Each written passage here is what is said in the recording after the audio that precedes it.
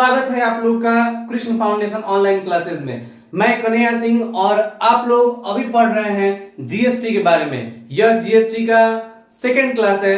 पिछले क्लास में हमने बताया था कि जीएसटी क्या है, जीएसटी के कितने टाइप्स होते हैं। तो पिछले क्लास में आप यह समझ गए होंगे कि जीएसटी क्या है। तो जीएसटी का पूरा अर्थ होता है गुड्स एंड सर्विसेज टैक्स, और यह एक प्रकार का टैक्स है जो कि गवर्नमेंट रिसीव करती है। And it is an indirect tax which remove many types of indirect taxes like sales tax, excise tax, VAT, central tax, state tax and other services tax.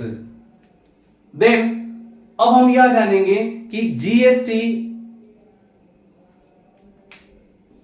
क्यों जरूरी है और जीएसटी की रजिस्ट्रेशन के लिए हमें क्या क्या डॉक्यूमेंट रिक्वायरमेंट होता है और जीएसटीआईएन क्या होता है। देखिए, हमने बताया था कि जीएसटी किसी भी बिजनेसमैन को लेना अनिवार्य है।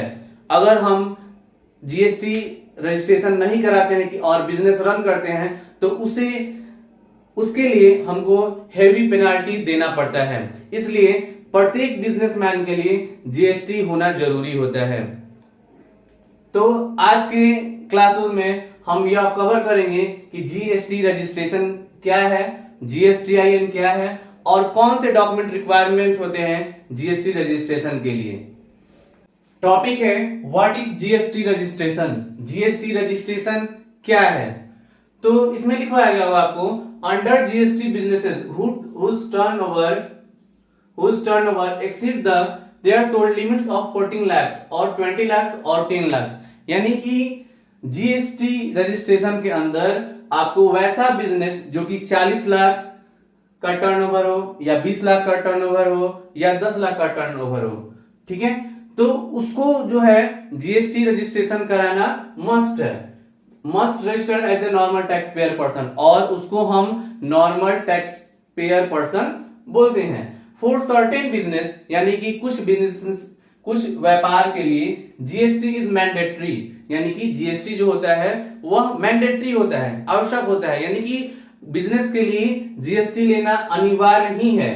If the organisation on businesses without registering under GST, यदि कोई भी ऑर्गेनाइजेशन या कोई बिजनेस जो है वह बिना रजिस्ट्रेशन का, बिना जीएसटी रजिस्ट्रेशन का अगर बिजनेस रन कर रहा है, इट इज ऑफेंस, यानी कि तो अगर वो रन कर रहा है तो यह अपराध है। ठीक है, जीएसटी लॉ के अंतर्गत इसको हम अपराध मानते हैं अगर कोई बिना जीएसटी रजिस्ट्रेशन का व्यापार चला रहा है तो। And heavy penalties will apply, और इसके लिए सरकार जो है हेवी पेनाल्टी करती है। इसके बाद है GST registration usually takes between 2 and 6 working days, यानी कि जीएसटी रजिस्ट्रेशन के लिए लगभग आपको 2 से 6 दिन जो है वह लगता है। यानी कि जैसे आज आप क्या करेंगे कि जीएसटी रजिस्ट्रेशन के लिए अप्लाई करेंगे, जो डॉक्यूमेंट रिक्वायरमेंट होगा वो आप फुलफिल करेंगे जीएसटी के मेन साइट पर, तब आपको एक नंबर प्रोवाइड होगा जिसको जीएसटीआईएन कहते हैं। इसके विषय में हम अभी आगे चर्चा करेंगे। फिलहाल अभी जो टॉपिक था वह था जीएसटी रजिस्ट्रेशन क्या है। तो व्यापार चलाने के लिए जीएसटी मैंडेटरी है, यह आप जान गए हैं, और जीएसटी लेने के लिए आपको जीएसटी का रजिस्ट्रेशन करना पड़ता है। और अब हम यह जानेंगे कि जीएसटी रजिस्ट्रेशन कैसे करते हैं और क्या क्या डॉक्यूमेंट रिक्वायरमेंट होता है। जो ओवरव्यू है वह अब हम जानेंगे all about GST registration process, यानी कि जीएसटी रजिस्ट्रेशन प्रोसेस किन स्टेपों में होता है यह अब हम जानेंगे। तो सबसे पहले है परचेज ऑफ प्लान, यानी कि सबसे पहले हमको कैसा जीएसटी लेना है, यानी कि किस टाइप का हमारा बिजनेस है, नॉर्मल टैक्स पेयर है या फिर बड़े टैक्स पेयर हैं, हमारा बिजनेस का टर्नओवर क्या है। यानी कि हम क्या करते हैं कि जीएसटी के लिए पहले हम यह प्लान सेलेक्ट करते हैं जो आपके लिए अप्लीकेबल होगा। ठीक है, वह डिपेंड करता है आपके बिजनेस के टर्नओवर पर। इसके बाद हम एक्सपर्ट से एक्साइन कराते हैं, यानी कि हम डॉक्यूमेंटेशन के लिए यह तैयार होते हैं। ठीक है, इसके बाद हम क्या करते हैं, डॉक्यूमेंट को अपलोड करते हैं। कहां पर? तो जीएसटी के मेन पोर्टल पर। ठीक है, इसके बाद हम सबमिशन करते हैं। अपलोड करने के बाद इसका बहुत सारा प्रक्रिया होता है, हम आगे की क्लासों में चर्चा करेंगे। इसके बाद जब सबमिशन करने के बाद हमको ARN नंबर जनरेट होता है, और ARN नंबर जनरेट होने के बाद जो GST के अधिकारी हैं वह वेरीफाई करते हैं आपके डॉक्यूमेंट्स को, और तब जाके आपको लास्ट में GSTIN रिसीव्ड होता है। तो आप अच्छे से समझ गए होंगे कि GST के रजिस्ट्रेशन के लिए हमें किन प्रक्रिया से होकर गुजरना पड़ता है। GST रजिस्ट्रेशन के लिए हमें कौन सा डॉक्यूमेंट रिक्वायरमेंट होगा और कैसे हम करेंगे, ठीक है। तो ये कुछ लिस्ट दिए हुए हैं जो कि आपको GST रजिस्ट्रेशन के लिए मैंडेटरी है। सबसे पहले आपको यह तय कर लेना होगा कि आपका बिजनेस किस टाइप का है। बिजनेस लाइक आपका सोलो है, जिसको हम प्रोप्राइटरशिप कहते हैं, या कंपनी है, या LLP है, ठीक है। एक्चुअली होता क्या है कि सोलो या प्रोप्राइटरशिप के लिए हमें डॉक्यूमेंट्स कुछ कम जरूरत पड़ती है, लेकिन कंपनी रजिस्ट्रेशन कंपनी के लिए हमको कुछ एक्स्ट्रा डॉक्यूमेंट्स रिक्वायरमेंट होते हैं। हम आगे चर्चा करेंगे कि सोलो क्या है और कंपनी रजिस्ट्रेशन क्या है, या बिजनेस का किस टाइप है वो। तो जो GST रजिस्ट्रेशन के लिए सबसे पहले और सबसे मैंडेटरी होता है वह है पैन, जिसको हिंदी में परमानेंट अकाउंट नंबर हम कहते हैं, ठीक है। यानी कि जैसे अगर प्रोप्राइटरशिप है यानी छोटा बिजनेस है, कोई एकल स्वामित्व जिसको बोलते हैं, यानी कि कोई छोटा मोटा व्यापार है जिसका एक ही मालिक है, उसको प्रोप्राइटरशिप बोलते हैं। और कंपनी होते हैं जिसमें मिनिमम 2 पार्टनर रहते हैं, 2 डायरेक्टर रहते हैं। तो उस समय कंपनी का CIN नंबर जनरेट होता है, ठीक है। तो उस समय कंपनी का पैन लगता है, कंपनी के नाम का पैन लगता है। लेकिन यदि आप प्रोप्राइटरशिप जो है बनाए हुए हैं और उसके लिए GST आपको चाहिए, तो आपको अपना पैन देना पड़ेगा। और यदि यही कंपनी का अगर GST बनाना होता है तो यहाँ पे कंपनी का पैन लगता है, और कोई ट्रस्ट का रहता है तो ट्रस्ट का पैन लगता है, कोई सोसाइटी का रहता है तो सोसाइटी का पैन लगता है।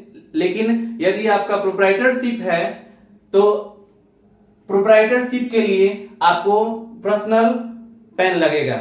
अगर आप यह जानना चाहते हैं कि प्रोप्राइटरशिप क्या है, कंपनी क्या है, ट्रस्ट क्या है, सोसाइटी क्या है, तो आप अभी हमें कमेंट पे लिख दीजिए कि आप यह जानकारी लेना चाहते हैं। तो हम इस पर एक अलग से वीडियो बनाएंगे कि यह बिजनेसेस का जो टाइप है, प्रोप्राइटरशिप, कंपनी, और ये जो क्या कहते हैं आपको पार्टनरशिप होता है, इस पे हम अलग से वीडियो बना देंगे। तो अगर प्रोप्राइटरशिप है तो प्रोप्राइटरशिप के लिए व्यक्ति का पैन चाहिए, यानी कि जो उसके मतलब ऑनर है उसका पैन चाहिए, और उस व्यक्ति का आधार चाहिए, ठीक है, दूसरा डॉक्यूमेंट में। तीसरा में आपको प्रूफ ऑफ बिजनेस और रजिस्ट्रेशन चाहिए, यानी कि जैसे आप बिजनेस जहां पर रन करा रहे हैं उसका प्रूफ चाहिए। यह इसमें आप क्या क्या लगा सकते हैं, तो आप इलेक्ट्रिसिटी बिल लगा सकते हैं, वाटर बिल लगा सकते हैं, या गवर्नमेंट अथॉरिटी आपको कोई भी पेपर चाहिए जिससे यह प्रूफ हो कि आपका बिजनेस जो है इस जगह पर या उस लोकेशन पर चल रहा है। या फिर आप रेंट एग्रीमेंट इसके लिए लगा सकते हैं, ठीक है। या फिर अगला एक जो है इनकॉर्पोरेशन सर्टिफिकेट चाहिए। यह अगर प्रोप्राइटरशिप है तो इसके लिए इनकॉर्पोरेशन की जरूरत नहीं है, लेकिन कंपनी के लिए इनकॉर्पोरेशन सर्टिफिकेट चाहिए होता है। इसके बाद अगला जो डॉक्यूमेंट है वह identity and address proof of promoters directors with photograph. इसके बाद आइडेंटिटी प्रूफ चाहिए और एड्रेस प्रूफ चाहिए। किसका, तो प्रमोटर्स का या डायरेक्टर्स का। किसके साथ, फोटोग्राफ के साथ। यानी कि जो बिजनेस व्यक्ति रन कर रहे हैं उस व्यक्ति का फोटोग्राफ चाहिए और उसका आइडेंटिटी प्रूफ और एड्रेस प्रूफ चाहिए, यानी कि पहचान पत्र और ये जो पता पत्र जो होता है कह लें, ठीक है, एड्रेस प्रूफ, ठीक है, ये आपको देना पड़ता है, ठीक है। इसके बाद address proof of the place of business, यहां पर आपको एड्रेस प्रूफ चाहिए बिजनेस का, जो कि यहां पे हमने बताया था इनकॉर्पोरेशन सर्टिफिकेट से भी हो जाता है या प्रूफ ऑफ बिजनेस चाहिए, ठीक है। इसके बाद आपको बैंक अकाउंट स्टेटमेंट चाहिए या फिर बैंक का कैंसिल चेक चाहिए। यदि आपका कोई कंपनी है तो कंपनी के नाम का बैंक अकाउंट चाहिए। अगर आपका कोई पर्सनल बिजनेस है यानी कि प्रोप्राइटरशिप है तो उसके लिए आपको व्यक्ति का बैंक अकाउंट चाहिए। इसके बाद डिजिटल सिग्नेचर जरूरत पड़ता है। यह डिजिटल सिग्नेचर बड़े बिजनेस के लिए यानी कि कंपनी वगैरह के लिए जरूरत पड़ता है। प्रोप्राइटरशिप के लिए यह जरूरत नहीं पड़ता है, ठीक है। इसके जगह पे हम आधार से ऑथेंटिक कर सकते हैं। डिजिटल सिग्नेचर क्या होता है, तो एक डिजिटली सिग्नेचर होता है, एक टोकन होता है जिसके विषय में हम आगे पढ़ेंगे, ठीक है। तो वह प्रोवाइड किया जाता है किसी प्रमोटर्स को या किसी डायरेक्टर को, ठीक है। तो डिजिटल सिग्नेचर चाहिए होता है बड़े कंपनी के लिए, ठीक है। यह आपको छोटे बिजनेसेस के लिए जरूरत नहीं है। उसके जगह पे हम आधार ऑथेंटिकेशन कर सकते हैं। आधार का ओटीपी जाएगा, उससे हम वैलिड कर सकते हैं। इसके बाद जो लास्ट डॉक्यूमेंट्स है वह है लेटर ऑफ ऑथराइजेशन, यानी कि लेटर ऑफ ऑथराइजेशन चाहिए और बोर्ड रेजोल्यूशन चाहिए ऑफ सिग्नेटरी का। यानी कि जैसे मान लीजिए अगर एक बिजनेस में अगर 4 मेंबर हैं तो चारों का एक आम सभा का प्रस्ताव पारित होना चाहिए कि हम जो है अपने व्यापार के लिए जीएसटी ले रहे हैं, ठीक है। तो वो चीज आपको एक लेटर में लिख कर देना होगा, अपने बिजनेस का लेटर पैड बना के देना होगा। वही हम बोर्ड रेजोल्यूशन बोलते हैं या लेटर ऑफ ऑथराइजेशन बोलते हैं। यानी कि ऑथराइजेशन करना हो, जैसे मान लीजिए अगर जीएसटी किसी बिजनेस में 3 पार्टनर हैं, ठीक है। अगर आप अथॉरिटी करते हैं कि नहीं तीनों के बिना जीएसटी फिलअप नहीं होगा या रजिस्ट्रेशन नहीं होगा, तो यह आपको रिजोल्यूशन में लिखेंगे। या फिर अगर चाहते हैं कि 3 आदमी में से एक आदमी एक्टिव है, उसको आप ऑथराइज करना चाहते हैं कि नहीं वही व्यक्ति जो है जीएसटी का सारा काम वो भी कर सकता है, तो आप यह लेटर ऑफ ऑथराइजेशन करेंगे। यानी कि जो डायरेक्टर होते हैं उनके लिए हम ऑथराइज लेटर यहां से अपलोड करवाते हैं। यानी कि ये डॉक्यूमेंट्स रिक्वायरमेंट है जीएसटी रजिस्ट्रेशन के लिए। अब यह डॉक्यूमेंट अगर आपके पास हो जाता है तब जाके आप जीएसटी का रजिस्ट्रेशन कर सकते हैं। तो आज की क्लासों में बस इतना ही। अगले क्लास में हम आपको बताएंगे कि ये डॉक्यूमेंट्स हो जाने के बाद जीएसटी रजिस्ट्रेशन ऑनलाइन कैसे करते हैं। और यह बहुत ही इंपॉर्टेंट क्लास है जीएसटी रजिस्ट्रेशन का, जो कि आप लोग छोड़िएगा नहीं। अभी तक जो हमारे इस चैनल को अभी सब्सक्राइब नहीं किए हैं वो कर ले, ताकि हम वीडियो अपलोड करें तो नोटिफिकेशन आपके पास चला जाए, और बेल आइकन को भी प्रेस कर लीजिएगा, ताकि जब भी हम वीडियो को अपलोड करें आपको वो वीडियो मिल जाए और रजिस्ट्रेशन करना सीख लीजिए। आप अगर जीएसटी रजिस्ट्रेशन करना आपको आ जाएगा तो आप ये जो रजिस्ट्रेशन करते हैं करवाते हैं किसी दूसरे पर्सन से, उसके लिए आपको 1000 या 1500 देना पड़ता है, तो यह आपको बिल्कुल भी नहीं देना पड़ेगा। आप खुद से ही जीएसटी अप्लाई कर सकते हैं, ठीक है। तो आप एक वीडियो देखकर बहुत सारे, और हाँ, अगर मान लीजिए अगर आप आगे इसमें करियर बनाना चाहते हैं, प्रोफेशनली जीएसटी रजिस्ट्रेशन करके आप बहुत अच्छा इनकम कर सकते हैं, तो हमारे वीडियो को जरूर लाइक करें और सब्सक्राइब करें, ताकि आप यह डॉक्यूमेंट से रिलेटेड या अकाउंट से रिलेटेड हर चीज हम आपको बता सकें। धन्यवाद। जय हिंद।